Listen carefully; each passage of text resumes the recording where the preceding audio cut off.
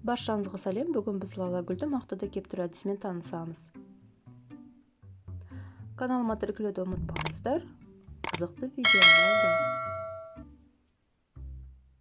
Лалагүлдер тұқымысына жататын көп жылдық өсімдік. Қазақстанда кездесетін жалғыз түрі бұйра лалагүл. Лала 2000-ға жуық түрі бар бақша гүлі. Маусым айында гүл жарады.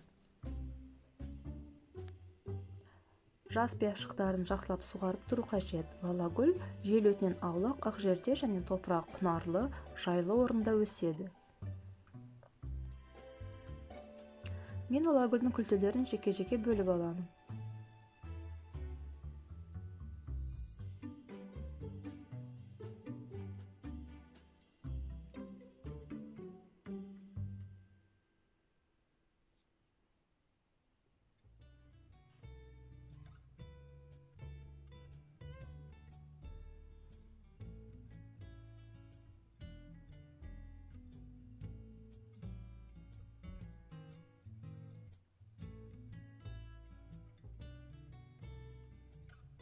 Сынық күлтелерін де кептіре беремін.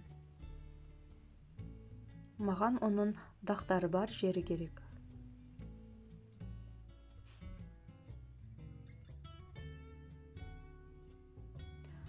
Барлық күлтелерін бөліп алып жинап қоямыз.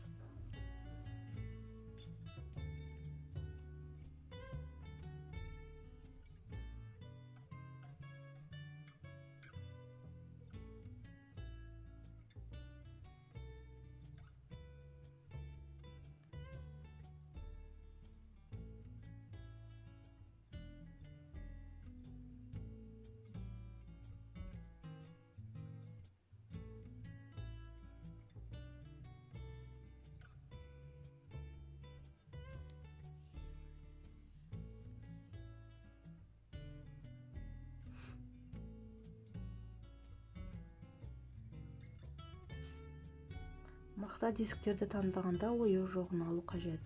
Көп мақта керек болғандықтан бір дискті екіге бөлемін. Күлтелерді мамық жағына емес, тегіс жағына саламыз. Ойсыз деп айтқаным, өйткені ойы гүлге беріліп басылып қалады. Енді астыңғы қабатына 2 диск алып, әрбір күлтені тегістеп саламыз. Үстіне тағы 2 мақта дискпен жабамыз.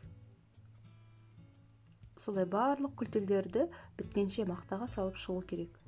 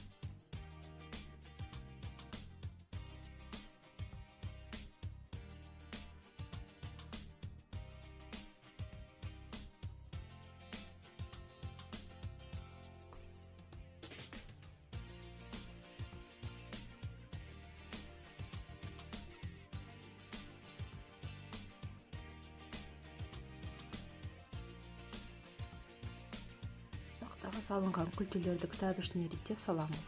Сізге бірнеше кітап кету мүмкін, өйткені гүлдер өте қалың мақтамен бірге.